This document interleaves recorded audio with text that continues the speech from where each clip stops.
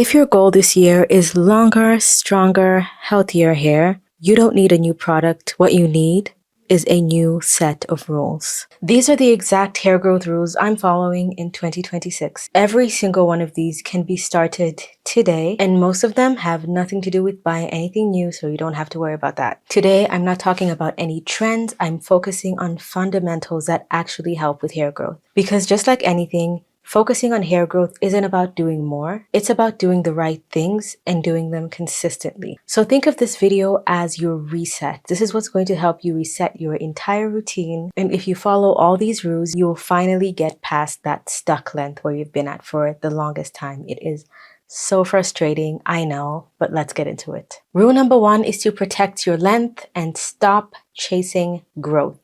Your hair grows from the scalp. You retain length at the ends.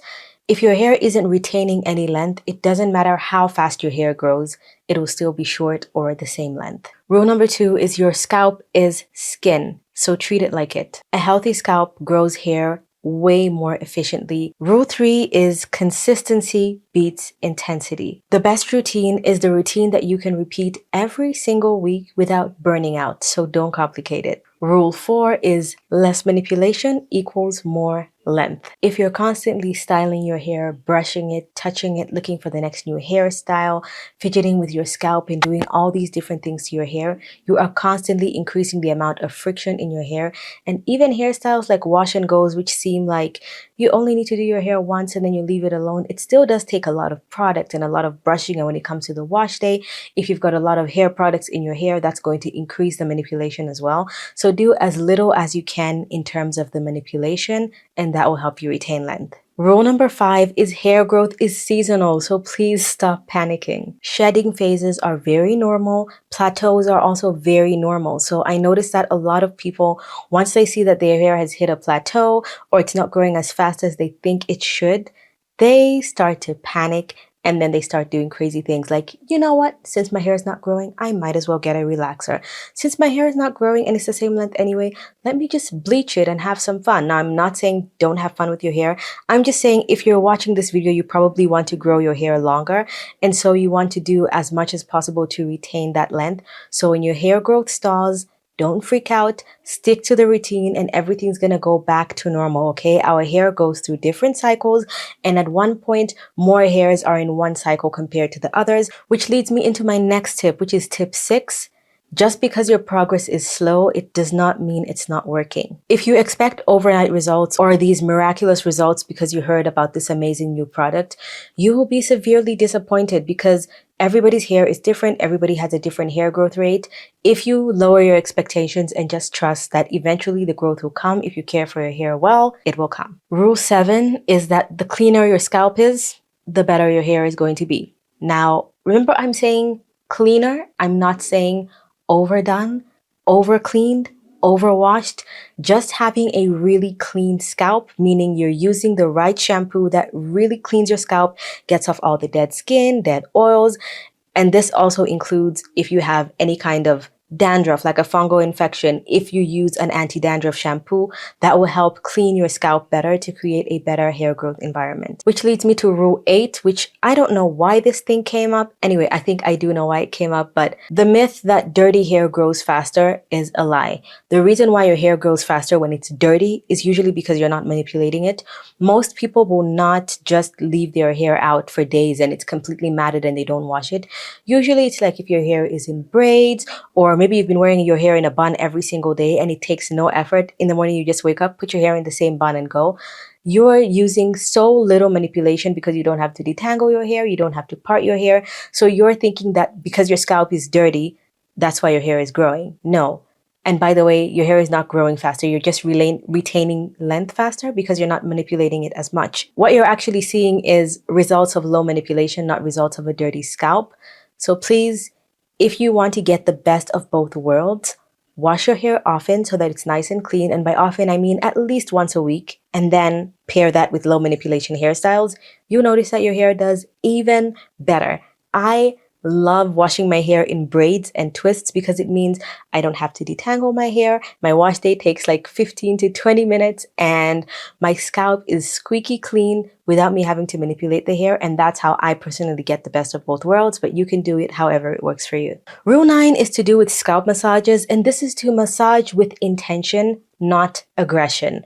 I see a lot of people maybe watching videos of experienced professionals, and I must say this, even when I post videos of myself massaging my scalp on camera, when I look back at the footage, it looks quite a bit rougher than it is in real life. So don't think that because someone looks like they're doing it aggressively, it's aggressive. You want to be extremely gentle when you massage your scalp.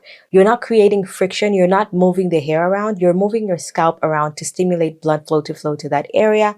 And that's how you're going to have hair growth, not by being aggressive. Rule 10 is hot water is not your friend. And take note that I said hot, not warm. You want warm water to wash your hair because it opens the cuticles. It's easier to get off like any buildup of oils or any other product. It opens your cuticles so that when you put other products like deep conditioner and leave-in conditioner, they absorb into your hair really well. But if you use really hot water, not only can you burn your scalp, but you can also burn your hair. People underestimate the fact that you can get heat damage from hot water in the same way you'd get from a blow dryer. But it could even be worse because when your hair is wet, it's in its most fragile state. Rule 11 goes back to shampoo. And I must say, I love shampoo a lot more than I did a few years ago. I just used to think, it gets the job done. It just washes my hair, but it doesn't really do anything. But now I love a good shampoo, okay? Now with this one, we're talking about when you're going through a hair growth plateau and you don't know what's going on. It seems like you're doing everything right. You may just need to go into using some clarifying shampoos because you may have some buildup on your scalp that you're not aware of, whether it's buildup from heavy metals, from hard water, from lots of oiling and serum and all these different things. And it's just like a total reset for your scalp. I know a lot of people like to do like a whole bentonite clay rinse. I've done it once, and to be honest, it worked pretty well, but I like to have a simple, soft life. And if something can be easier, I will pick the easier option. Just get a really good, high quality clarifying shampoo that your hair likes.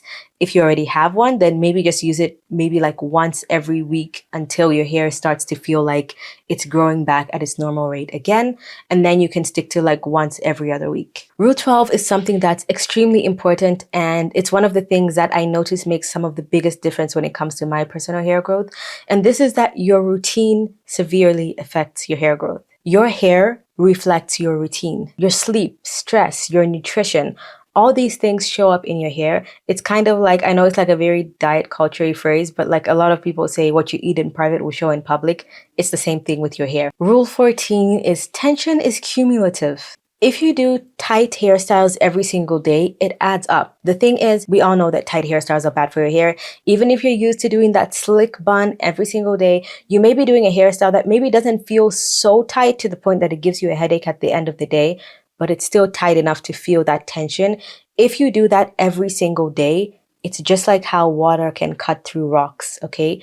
Doing the same thing over and over and over every day is going to slowly eat away your hair, and it's going to start causing breakage in those areas, whether it's at your hairline, where the hair tie is, or where the braids start. Just try and make sure that you lower the tension, and then also change your hairstyle as frequently as you can over time without increasing the amount of manipulation you're using. So like, if your low manipulation hairstyle is just to put your hair in a loose bun, maybe sometimes put it on the top of your head, other times put it at the bottom of the head, just so that you're not creating friction and tension in the same exact place every single day. Rule 15 is detangle with patience. I always say this, never detangle your hair when you're angry, never detangle your hair when you're in a rush. It's better to just let your hair stay a little bit matted for a couple more hours, a couple more days, if it means that you're going to be gentle with your hair when you're detangling, and you always want to start from the bottom and work your way up. Rule 16 is hydration matters internally. You cannot moisturize hair that is dry from the inside out. You can use the most moisturizing deep conditioner, the most moisturizing leave-in, but there's only so much you could do if the core of your hair shaft is completely dry because you are dehydrated. You want to drink as much water as you can, up to a healthy amount, about like 8 to 10 glasses or 2 liters of water on average for every single person is ideal, because then if your hair is moisturized from the inside out, everything that you're putting on top is just helping to maintain that and helping add on to it. It should not be the only source. Rule 17 is that growth-friendly habits beat miracle products, because no matter how amazing the hair product you have is, if you cannot incorporate it into your routine and make a great routine with that product, it's not going to do anything. A product can promise you 3 inches of growth in 3 months if you use it twice a day, every single day. If you get this exact same product and then you only use it once a week when you're supposed to be using it twice a day, it's not even going to be a miracle product anymore, because maybe it will make your hair grow slightly faster, but it won't be as effective because you can't use it as effectively in your routine. So even products that are like less hyped up, they don't promise to make your hair grow as fast as possible.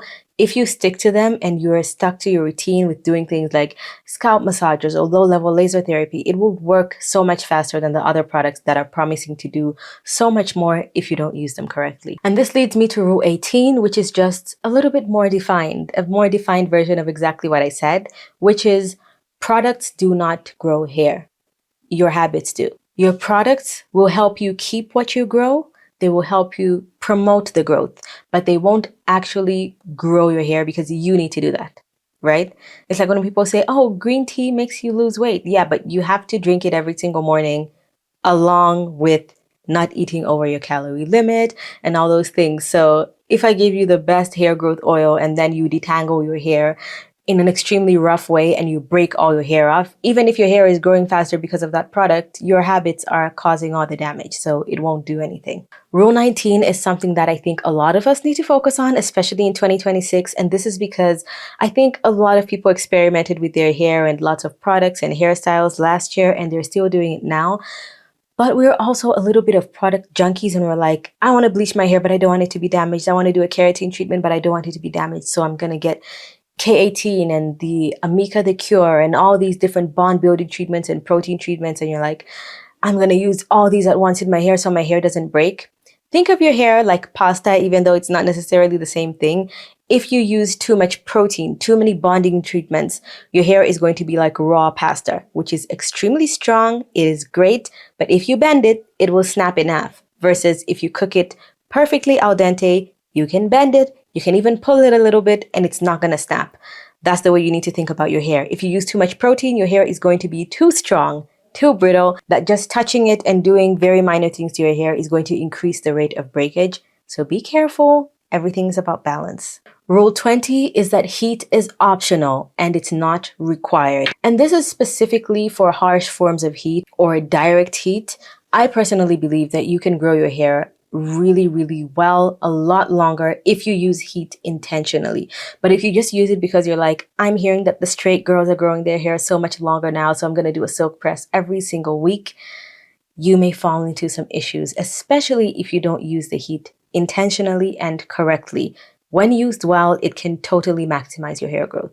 Rule 21 is another one that I think is perfect for 2026, and this is protective styles should actually protect your hair. I think we need to be honest about what we consider protective styles and what are actually protective styles.